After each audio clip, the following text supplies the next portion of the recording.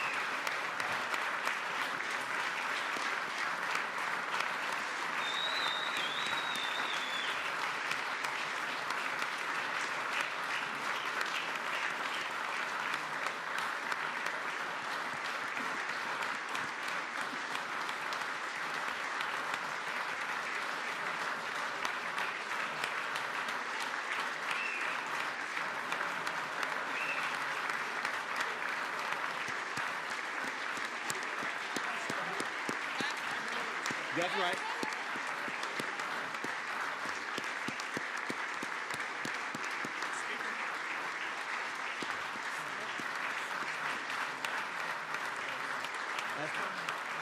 Go out with a praying for you, guys. Praying for you.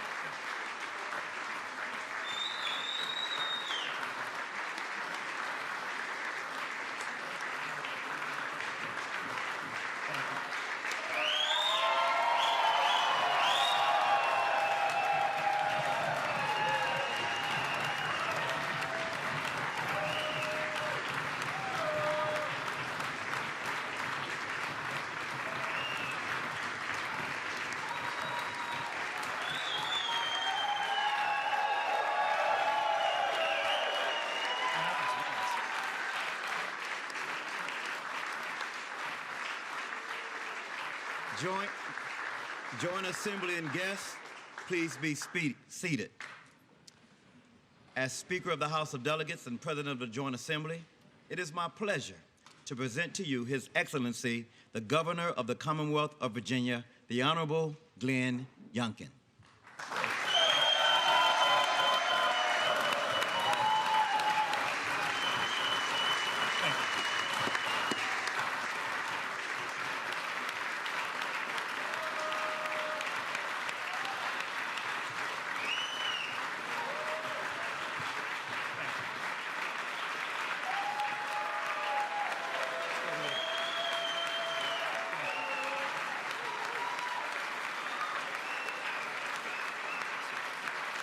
Thank you. Thank you all very much. What an honor it is to be with all of you this evening. Mr. Speaker, Lieutenant Governor Earl Sears, Madam President, Attorney General Miyares, members of the General Assembly, Chief Justice of the Supreme Court Powell, and congratulations, justices of the Virginia Supreme Court and judges of the State Corporation Commission, our clerks, members of my cabinet, and my fellow Virginians, it's an honor to join you once again in Mr. Jefferson's Capitol for my report on the state of our beloved Commonwealth. The Commonwealth is soaring. The Commonwealth is alive with opportunity. The Commonwealth is competing and winning. The Commonwealth is stronger today than she has ever been.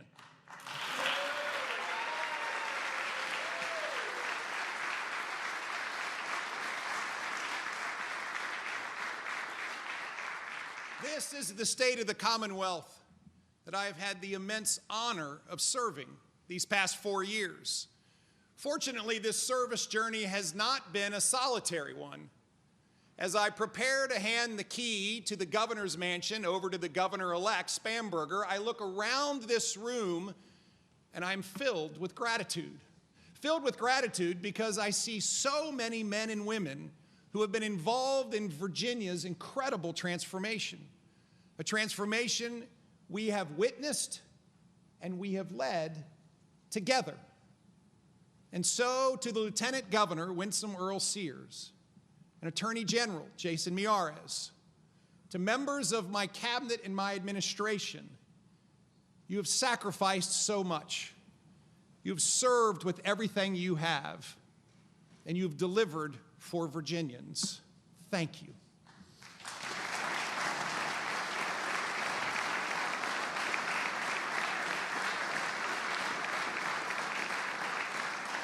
To our General Assembly partners, most times I've agreed with many of you. Sometimes I've disagreed with some of you. Frequently, you have been in my prayers, and always, always, I have considered you to be devoted public servants. Thank you for your partnership. The absolute best part of this season of service has been traveling every step of the way with the love of my life. She has brought grace and joy to the lives of so many Virginians. Thank you to our most extraordinary First Lady, Suzanne Youngkin.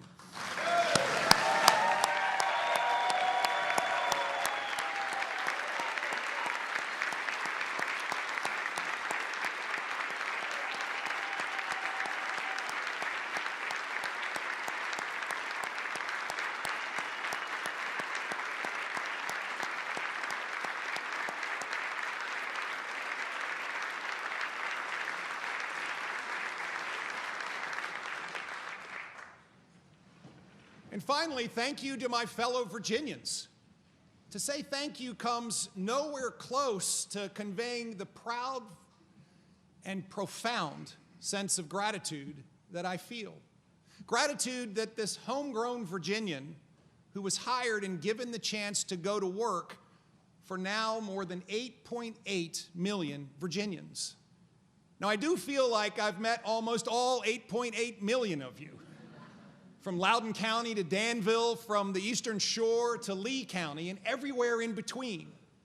I've met incredible Virginians, like the small business owner who courageously started his first shop and then expanded to 2 and then to 3. Virginians like our teachers who are exciting our students about learning and helping them discover their passion in life.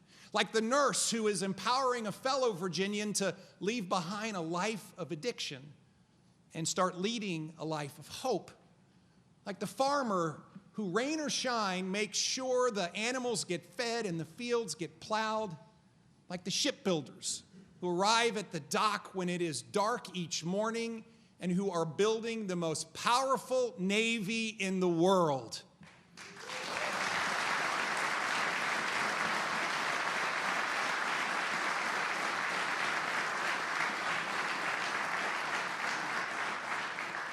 Brave Virginians, like our law enforcement heroes who put on a bulletproof vest every day to go to work to keep us safe. Our amazing men and women who wear the cloth and serve our country, from the 150,000 active duty service members to the reservists to the great Virginia National Guard who has served Virginia since 1607.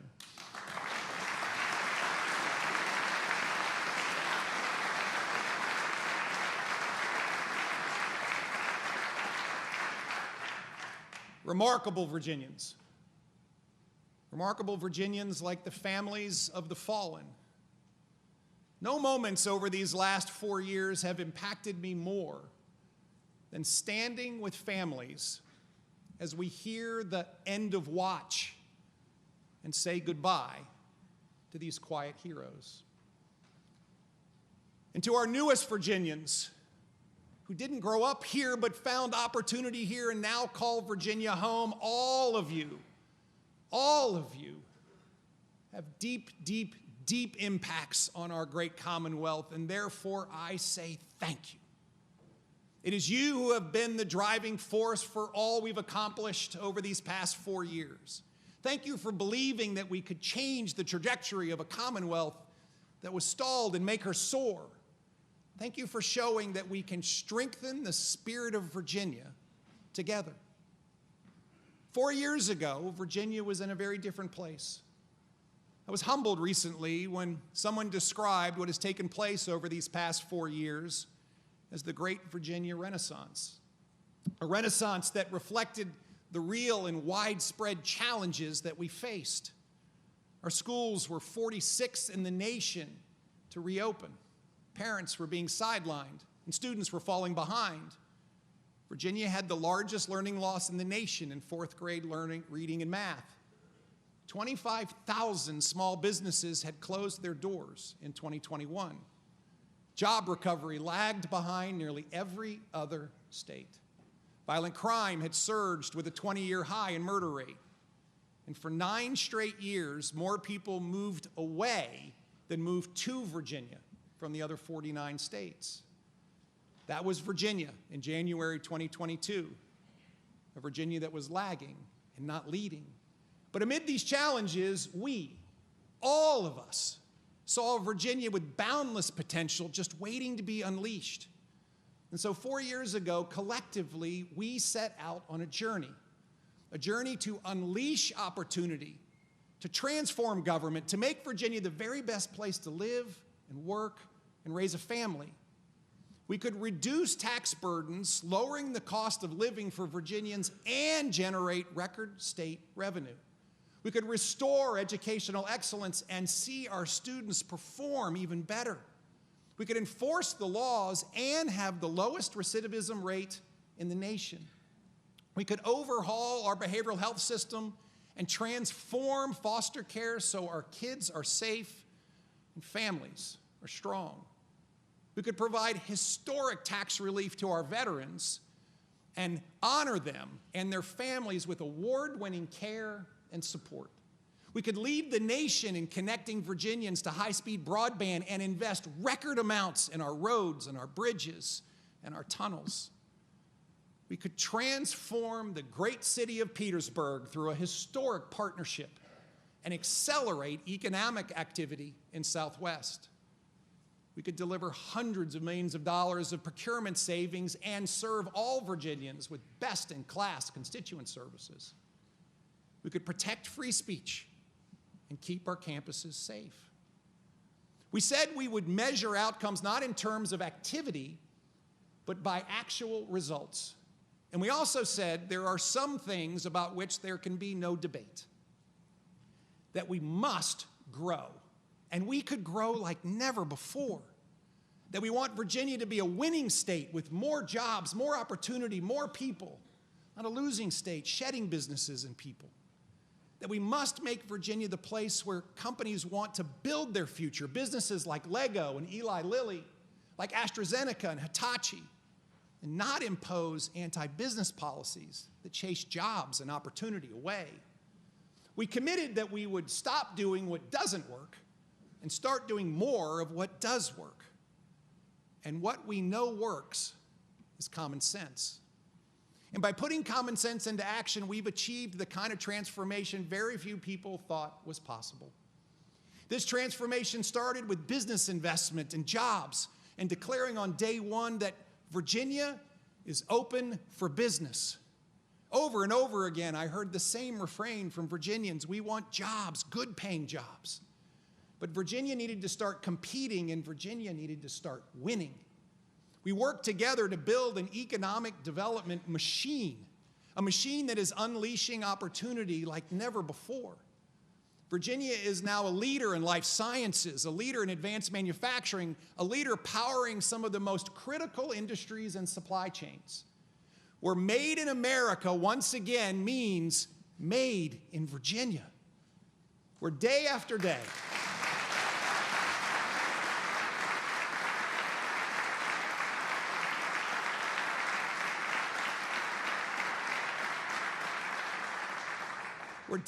day, Virginians from all walks of life are hearing those magical three words: you are hired. On day one, we went to work to build that dynamic economy. We streamlined regulations by 35%, saving Virginians $1.4 billion every year by cutting the cost of bureaucracy, including by reducing the average cost to build a home by $24,000. We invested a record amount in business-ready sites and drove Virginia government to move at the speed of business. We transformed workforce development, consolidating vast numbers of disparate programs into one new agency, Virginia Works, and created the nation's leading customized talent development program, the Virginia Talent Accelerator. We restructured the Virginia Economic Development Partnership, and most importantly, we competed. We competed to win, and win we have. We've won record business investment, over $157 billion, more than the last 6 administrations combined.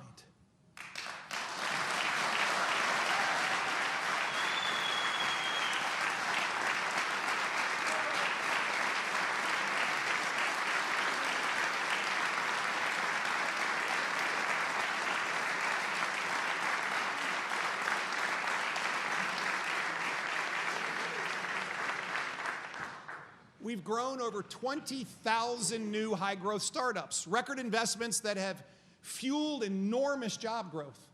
Nearly 270,000 more Virginians are working today than when we started together. We have 255,000 open jobs, another 80,000 new jobs on the way from those investment commitments, along with 40,000 construction jobs. Virginia has jobs, lots of jobs. And Virginia is a winning state, and the winning continues. We announced in December Avio's $500 million plant, which is expected to employ 1,500 people. And we finalized 2 more great manufacturing deals last fall. A $300 million plant that will employ over 1,000 people in Southside, and a $1.2 billion facility that will employ nearly 300 people in Virginia's Piedmont region. We are leaving the next administration a robust pipeline of great projects that well exceeds $100 billion of capital investments and 32,000 jobs.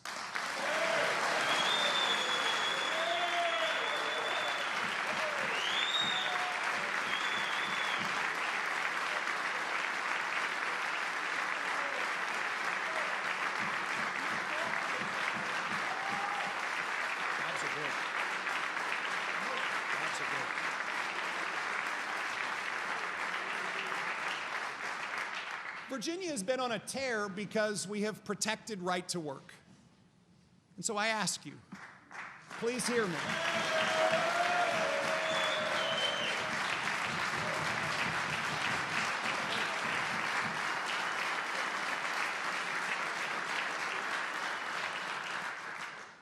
please hear me.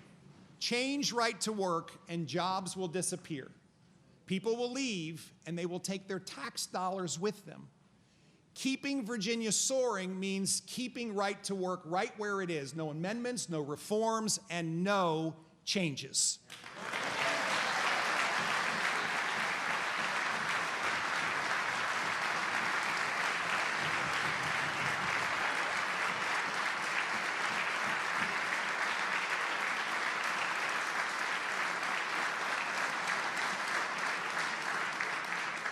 Keeping Virginia on a winning streak also means continuing to work and cooperate with our federal partners and the Trump administration.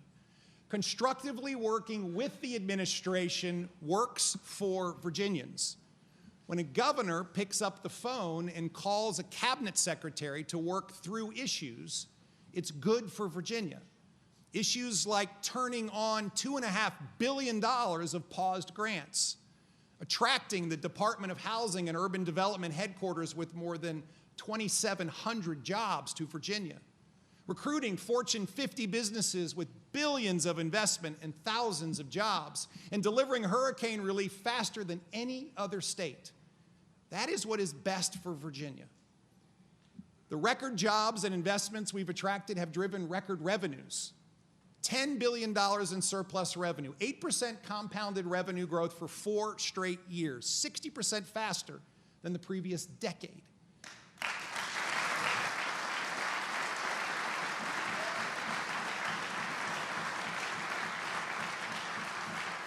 And record revenue that enabled $9 billion in tax relief and still historic investments across every critical area.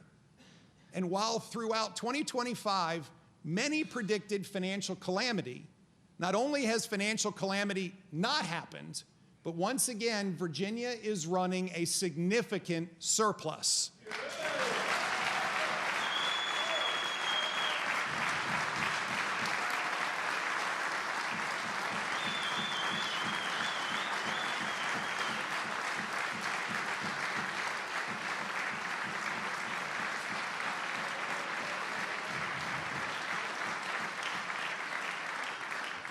Yesterday, we announced December revenue results, a 20% increase over last December, and year-to-date growth of $1.2 billion after just 6 months.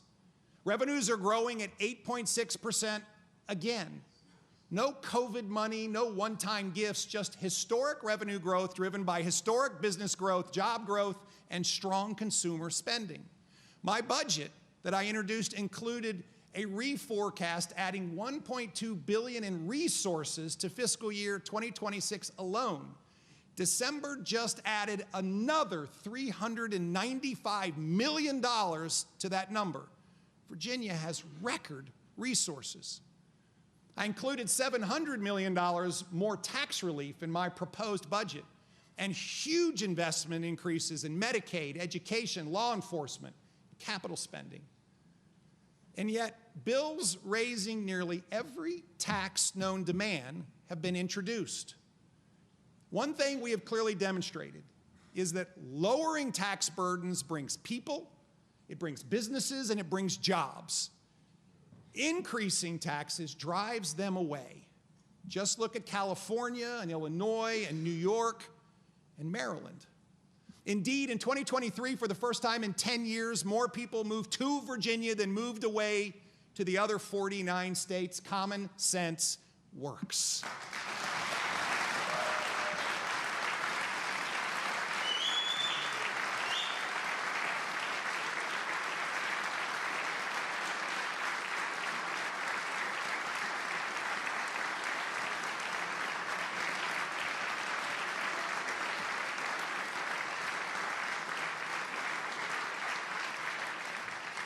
A significant part of that investment went to education, a record amount reflecting a $7 billion increase, 50% more since the pandemic.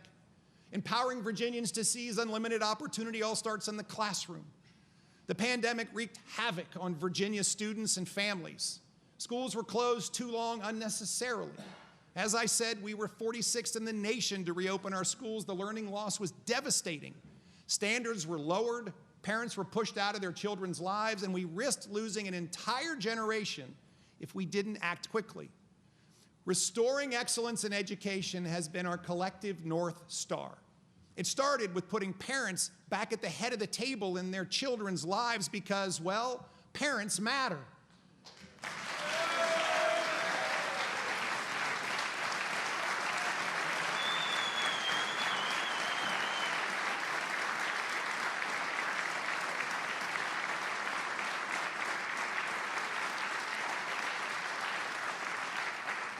We, all of us, passed historic bipartisan legislation that allowed parents to choose if their child wore a mask and to allow parents to remove sexually explicit materials from their child's curriculum.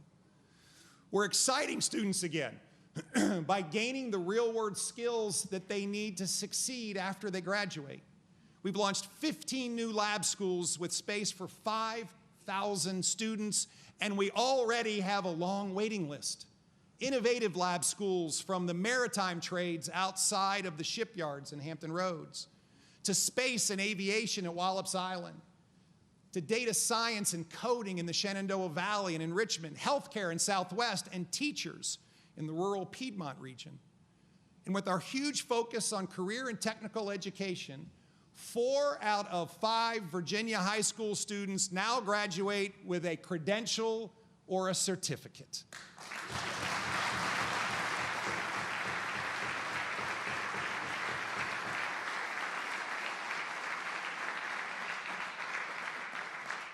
Great education outcomes require a great teacher, and we've supported teachers.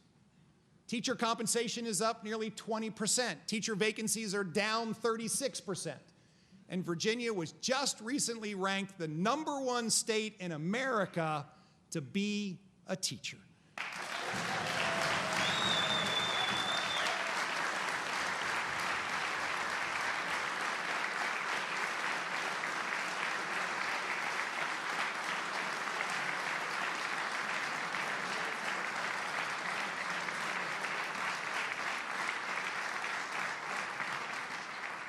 We also embrace transparency and accountability and raise standards to drive better student outcomes. Gone are the days of Virginia having the lowest proficiency baseline in the country, cheating our students by shuffling them along, or worse, lying about whether they could read or do math at grade level. We made our standardized tests harder and the students did better, including a 20% surge in math proficiency. Of course, students can't learn if they aren't in school in the first place. We locked arms together with the All in Virginia plan. And I'd like to thank Senators Locke and Lucas for your partnership. And now Virginia leads the nation in reducing chronic absenteeism and getting students back in the classroom.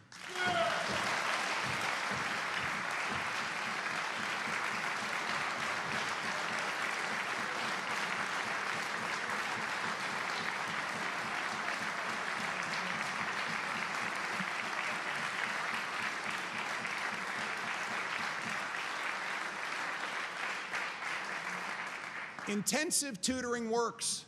We've led all our peer states in math learning loss recovery. And the nationally leading Virginia Literacy Act is transforming the way students learn to read. But in addition to learning loss, we know that behavioral health distress among teens has been surging since even before the pandemic. Increased social media use and endless screen time are one of the main culprits. These devices and apps are profiting off our kids and stealing their childhood. But we collectively acted. We collectively acted to reclaim childhood and create a healthier and happier Virginia. Bell-to-bell cell phone-free education is now the law of the land across the Commonwealth of Virginia.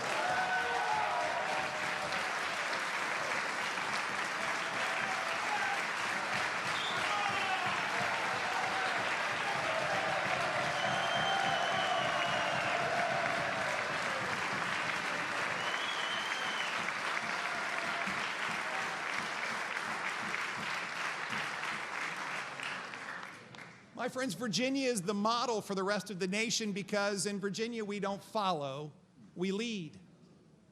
Academic performance is up. Mental health and discipline challenges are down. After-school cafeterias are humming loud with noise because students are talking to each other again. And to all the parents who advocated for your children, you have shown us once again that yes, parents matter.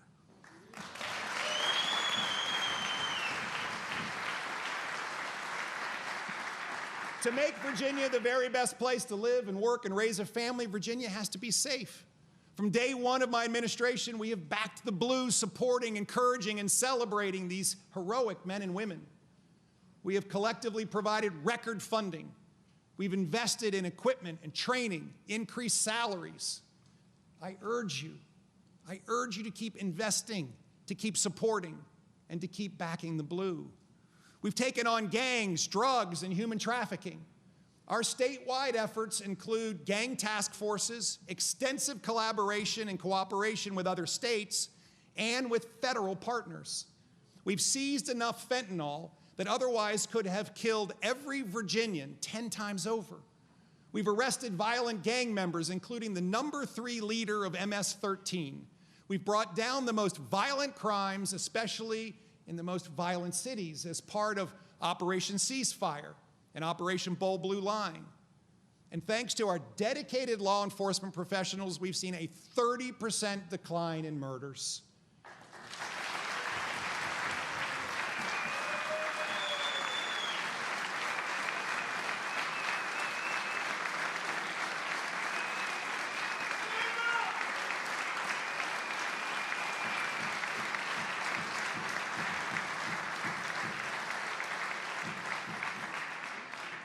On Monday, I had the honor of visiting the Virginia State Police's 144th class as they get ready to complete their basic session training.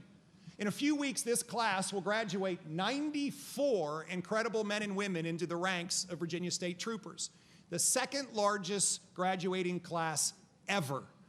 Virginians are once again proud.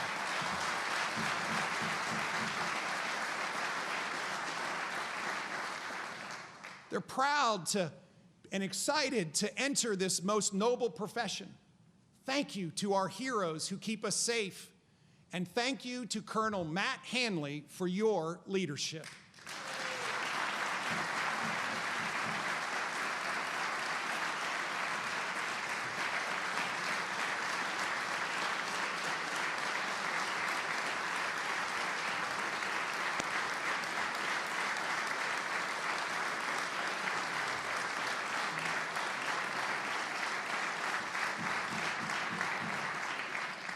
We've tackled the scourge of drug addiction head on. Our fight against fentanyl has been extraordinary. When we started this journey, fentanyl was claiming the lives of more than 5 Virginians a day.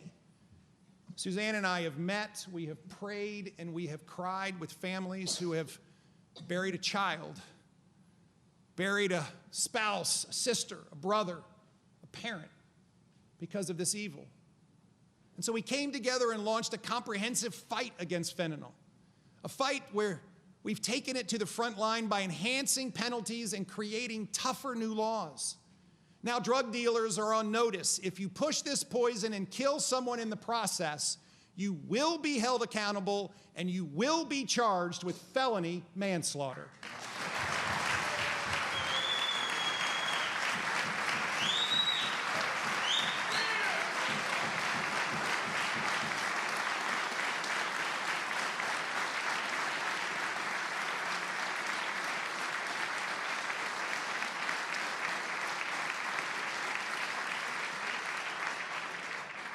We've educated parents and students and teachers and coaches and pastors. Through the First Ladies, it only takes one statewide campaign and the Attorney General's One Pill Can Kill public awareness initiative. We've equipped Virginians to stop an overdose in progress by delivering 400,000 life-saving naloxone doses and trained nearly 100,000 people to use them, including our members of the General Assembly.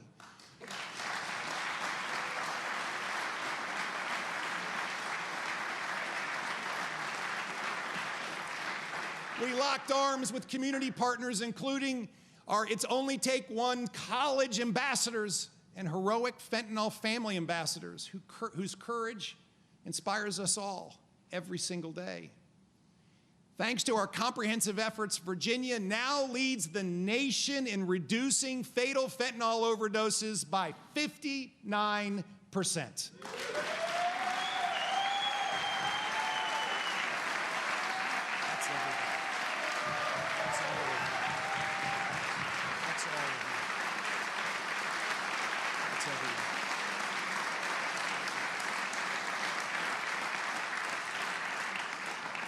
Our fight isn't over, but once where there was heartbreak, now there is hope.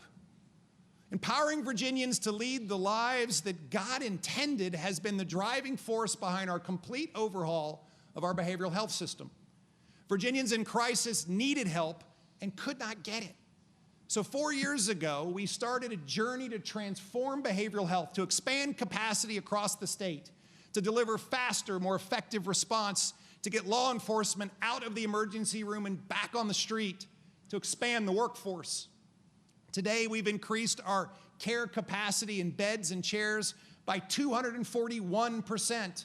We've improved our responsiveness with 988 crisis calls by 456% to over 30,000 calls per month.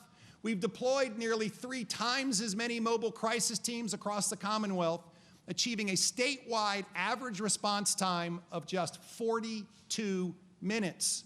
And we've substantially grown the workforce, adding over 30,000 new healthcare workers. The Commonwealth is setting the national standard for how to care for individuals in crisis, to get them the right help right now.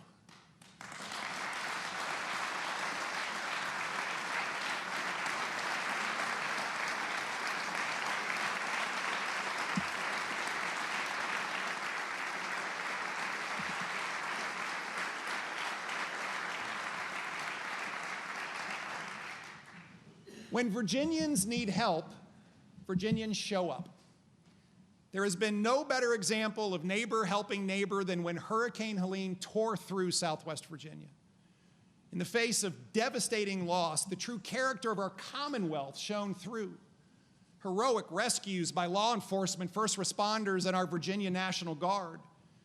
Volunteers and donations rebuilt or repaired over 110 homes and assisted over 4,000 households. Collaboration with state, local, and federal resources has led to rebuilding Route 58 faster, delivering farm recovery grants before any other state, accelerating the restructuring of the Creeper Trail at lightning pace so this huge economic contributor can be reopened by November of this year.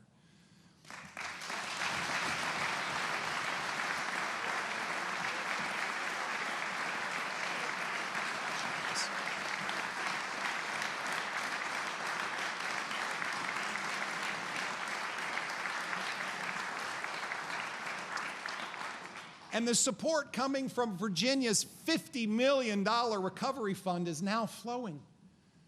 I visited Southwest Virginia 30 times in the 15 months following Helene. And I can tell you that today, Southwest Virginia has their collective foot on the accelerator.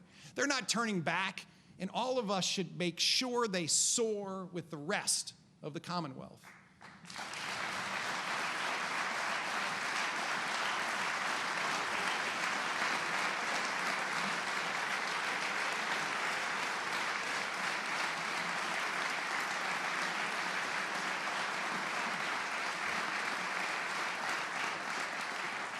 Every corner of the Commonwealth is benefiting from tremendous job growth and business investment. And because business is booming and our population is growing, it means our energy and power needs are rising as well. For too long, Virginia's policies and the utilities planned for a stagnant Virginia. Well, we are not stagnant. We are growing. And we must execute a plan where power is reliable, affordable, and made in Virginia. Meeting this growing power need means continuing to support an all of the above power plan.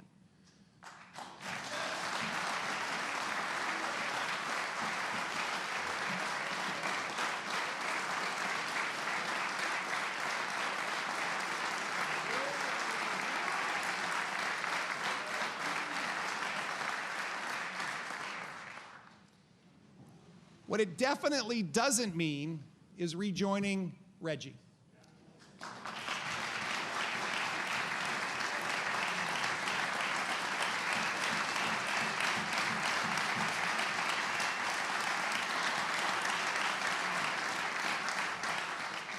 And I know we debate this, and I know some of us disagree, but it's a bad deal. It doesn't work. It's a regressive tax that drives up the cost of living for all Virginians. It also doesn't mean driving away data centers. The positive economic contribution from data centers is enormous. The industry will pay their fair share of power costs, even bringing their own power behind the meter.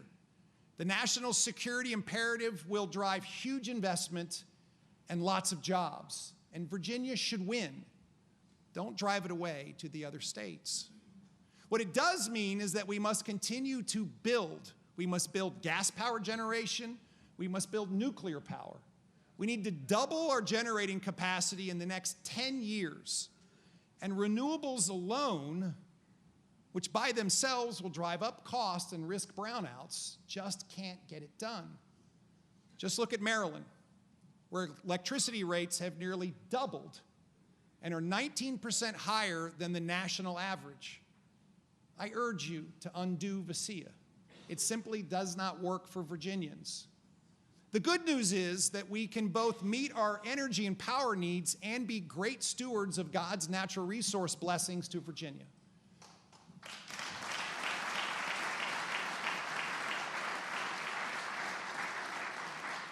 With the huge efforts we have made to support our Chesapeake Bay 2025 goals, including record funding for agricultural best management practices, I am proud to report that the Chesapeake Bay is healthier than it has been in decades.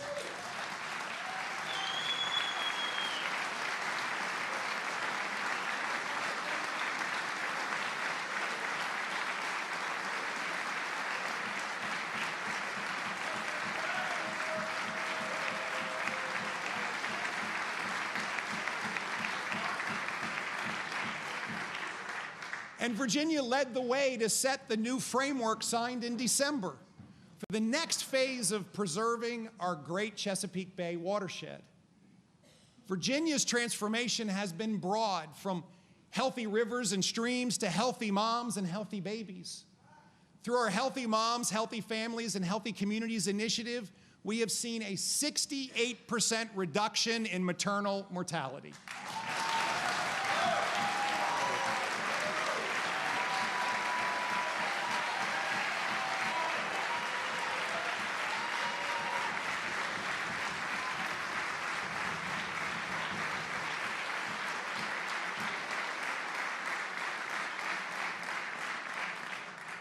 Building blocks for Virginia families delivered the best public-private parent choice model for early education and childcare in America, not only maintaining full access for 74,000 children after the Biden administration cut funding, but also, with my recent budget introduction, providing 6,000 more slots. 6,000 more slots in our quality model that is leading the nation. We've shown it is possible to make government work for Virginians. The Virginia Employment Commission has cleared all its backlog of more than 700,000 work items coming out of COVID, and we've cleared 1.7 million in total. Among our peer states, we now make benefit decisions faster than anyone, and we rank top third at getting out the first payment to unemployed Virginians. We've cut waiting times at DMV from nearly 40 minutes to, in October, the shortest average wait in history, 5.9 minutes.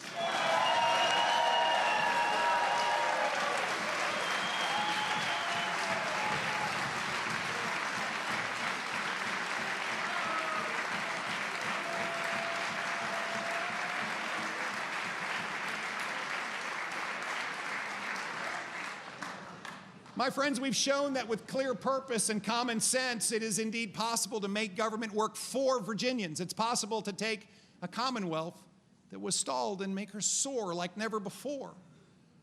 By every single metric today, Virginia is stronger than she has ever been. Stronger financially, stronger educationally, stronger environmentally, stronger in terms of public safety, stronger in terms of behavioral health, with better infrastructure, and with more opportunity than ever before. We have strengthened the spirit of Virginia together, a spirit of courage and fortitude, of compassion and love, of resiliency in the face of challenge and always rising to meet the new ones. And this same spirit was beating in the hearts of our forebears 250 years ago. Throughout this year, all of America will take part in our semi-quincentennial celebrations, but no state has as much to celebrate as we do here in Virginia.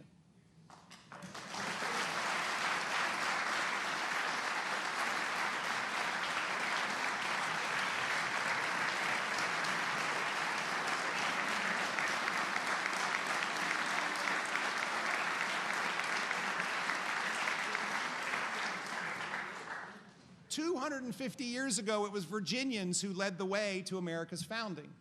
Washington, Jefferson, Madison, Monroe, Patrick Henry. And Mr. Henry, I will miss working in your building every day. And so many others along the way. America was made in Virginia.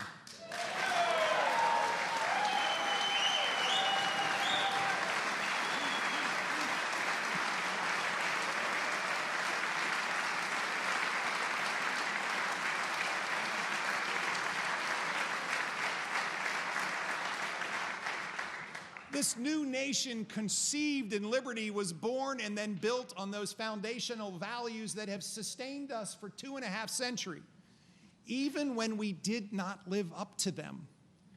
The revolutionary belief that government is of the people, that government exists to serve the people, not for people to serve the government. Because our rights, those unalienable rights of life, liberty, and the pursuit of happiness come from God, not from government.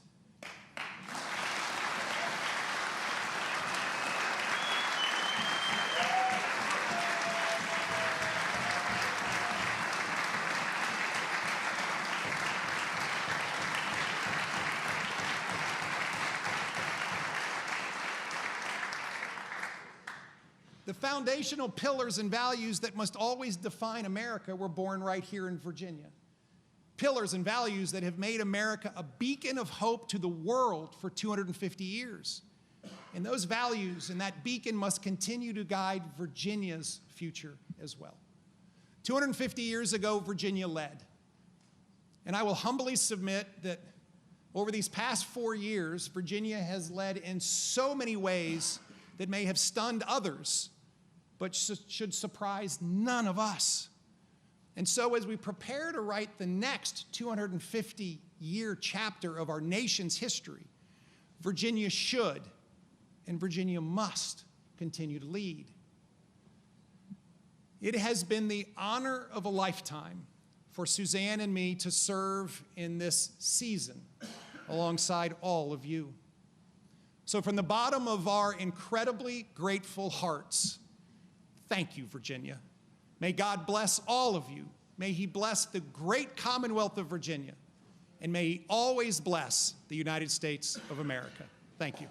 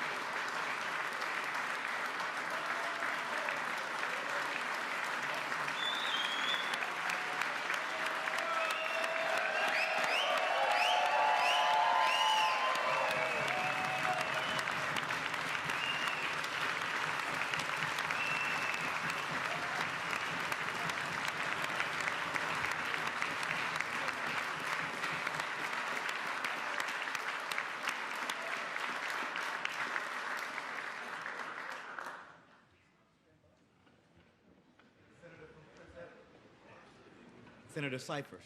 You're watching special coverage from the Virginia State Capitol. I'm Billy Shields with VPM News. We just heard Governor Glenn Youngkin's final State of the Commonwealth Address and a recap of his administration's achievements.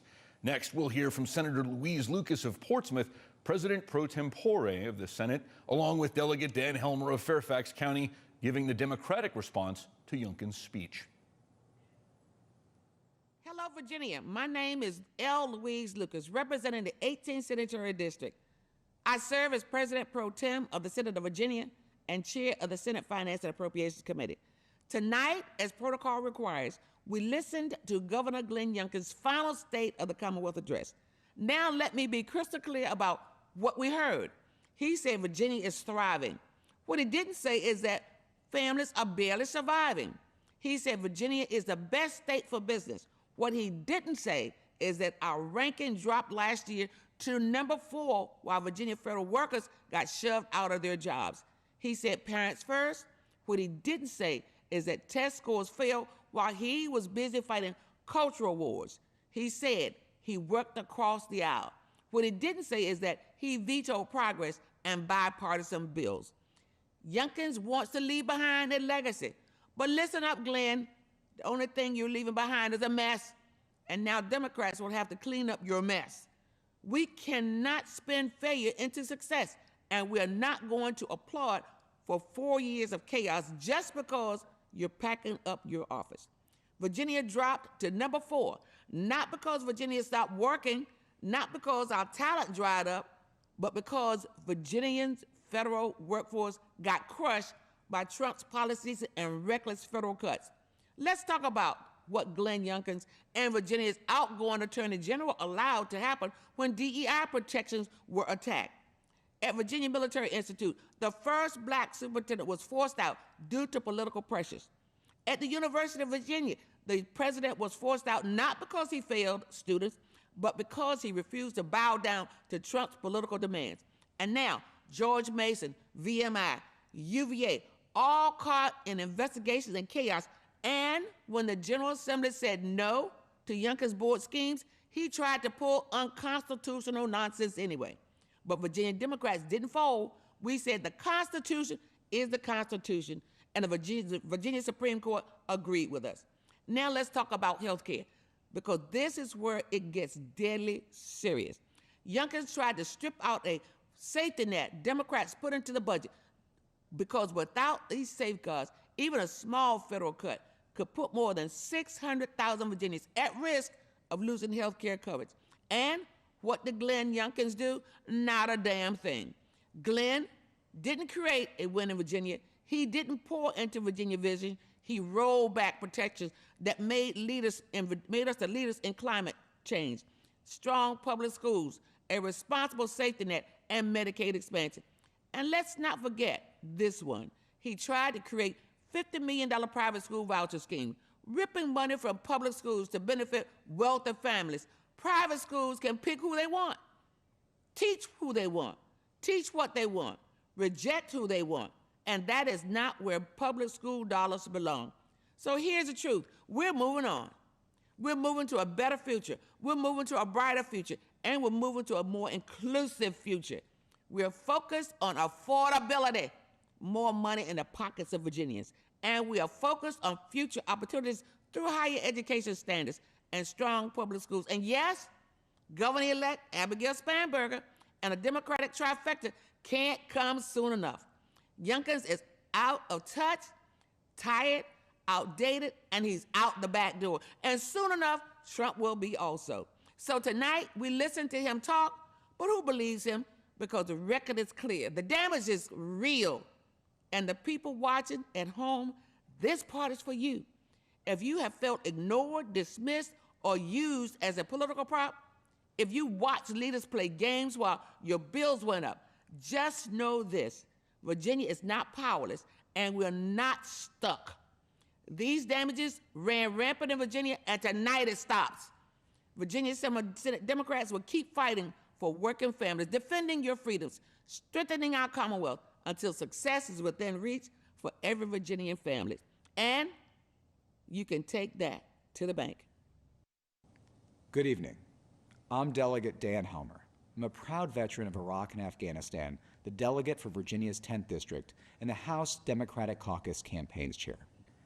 We're at the beginning of a truly historic chapter in Virginia history. For the first time in 406 years, our Commonwealth will be led by a woman governor, Abigail Spanberger. It is a new era for Virginia, and that is because we sent a loud and resounding message this past November. You elected the largest Democratic majority in nearly 40 years, a majority that reflects the diversity and strength of our great Commonwealth. You rejected the politics of chaos and division, and we elected strong, steady, and empathetic leadership. Virginia, you gave us a mandate. Now, it's our job to deliver on that mandate. As we speak, Democrats in the General Assembly are working hard to deliver legislation to build an affordable, secure, and resilient Virginia. What does that mean? That means bills like House Bill 4, introduced by Delegate Elizabeth Bennett Parker, which makes it easier for families to buy their first home. It means House Bill 483 from Delegate Carrie Delaney that lowers the cost of prescription drugs. It means bills like House Bill 3 from Delegate Destiny Lavera Bowling to lower the cost of your utility bills. It means House Bill 1 from Delegate Juwan Ward to finally raise the minimum wage to $15 an hour. It means bills that'll keep our communities safe, defend our fundamental rights, and save lives, like banning weapons of war from our streets and protecting our fundamental rights, from reproductive freedom, to voting rights, to fair elections, to marriage equality. And thanks to you, we'll get it passed, because we now have a governor who is actually focused on keeping Virginians safe. In the months ahead, you'll see Virginia Democrats continue to put forward common sense solutions to improve the lives of working families across our Commonwealth, and make sure we build a Virginia ready to withstand any challenge, whether it's coming from Washington or elsewhere. We take seriously the trust you put in us last November, and we will fight for you, your families, and our communities. Thank you for watching. God bless the Commonwealth, and God bless America. You just heard from Senator Louise Lucas, representing the 18th District, and Delegate Dan Helmer from the 10th House District, with their reactions to Governor Glenn Youngkin's speech. This is VPM's special coverage of the 2026 State of the Commonwealth Address as Governor Youngkin bids farewell. I'm Billy Shields, and we are live from the Old Senate Chamber in the Virginia State Capitol building here in Richmond. Joining me now is VPM News political analyst Rich Marr. Thank you for being here. Great to be here with you, Billy. Okay, Rich, the governor called the last 4 years the Great Virginia Renaissance. Which achievements did he point to, and what stood out to you? Yeah, that term, he's been really trying to make a go of that term to describe, and I think really sum up and define his legacy here for the last 4 years. Now, he says it's a term he heard. I don't know that I've heard anyone use that term except the governor himself, but certainly he wants to use it to say, look, where were we 4 years ago when we were coming out of the pandemic? You know, whether you want to lay the blame for that on the previous administration of Ralph Northam, notably the governor did not mention Northam or try to put any blame on him, but he did say, look, 4 years ago we were in bad shape, and I think there's plenty of evidence that that was true, and yes, we are in much better shape. Now, I think the real question here is, does Glenn Youngkin and his role as governor deserve credit for all of the gains that we've made? And I think plenty of people would disagree with that, as we just saw from Louise Lucas and Dan Helmer. But I think there are other things that Glenn Youngkin can point to, right? An improved economy, certainly an education system that seems to have bounced back, lots of individual sort of smaller policy gains that he laid out throughout his speech tonight, that I think he can point to and say, look, we've accomplished quite a lot in our last 4 years in his administration. Okay, the Democrats in this last election expanded their control of the Senate, and they retained control. They also got control of the House.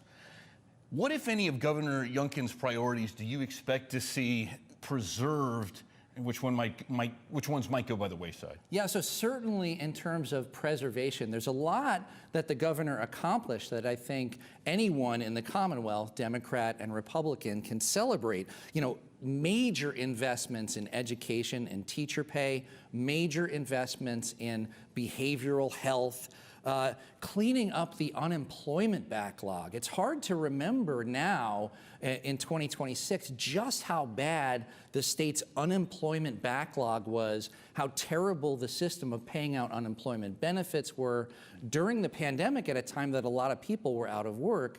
And Youngkin's administration has really cleaned up that backlog and made that unemployment function functional. And I think not only should Democrats celebrate that, but they should ensure that the increased service provided by the bureaucracy, places like the DMV that the governor mentioned, are continued on. I also think one thing that he mentioned that got a lot of applause from me as a parent, maybe not from my children, the bell-to-bell cell phone ban. I think that's been very popular, and I'm sure that Democrats will want to continue that and make sure that policy is preserved, possibly even expanded in the upcoming years. Interesting. Okay, we just heard the governor address a General Assembly that's packed with Democrats. As he prepares to leave, how did he account for their expanding power in this state? Yeah, and so the one word that we didn't hear from Glenn Youngkin that I think actually is his biggest achievement was the word veto.